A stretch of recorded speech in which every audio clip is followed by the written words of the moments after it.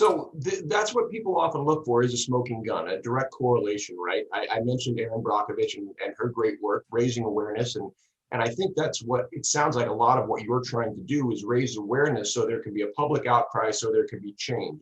Is that a fair way of assessing this? Yeah, listen, bad things happen to people, right? But if those bad things are preventable, we won't accept them, right?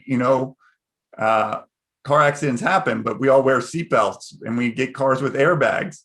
Few of us want to live in areas that have bad air, contaminated water, or be concerned about the food that we eat.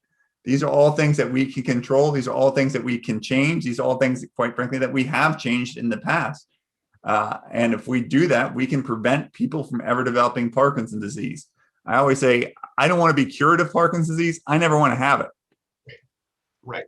So what's the greatest barrier to getting these things, to let's just start with the chemicals. What's the greatest barrier to getting those chemicals banned, as they have been, as you said, in 32 other countries, where, if I read it correctly, they've shown a decrease in the levels of Parkinson's based, they can show that correlation, if I read that correctly.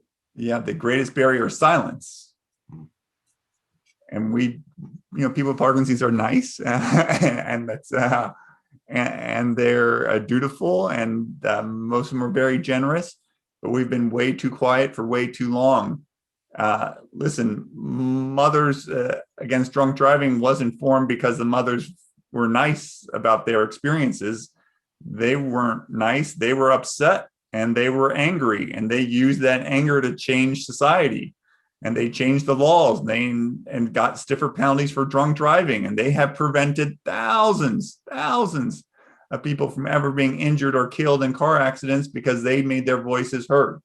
And we have not made our voices heard to a large extent in the Parkinson's community. And if we continue to remain silent, Parkinson's will continue to be the fastest growing brain disease. 200 Americans will be diagnosed with the disease today. 100 will die from the disease today. Until we make our voices heard, we're going to be confronting increasing numbers of people with Parkinson's disease.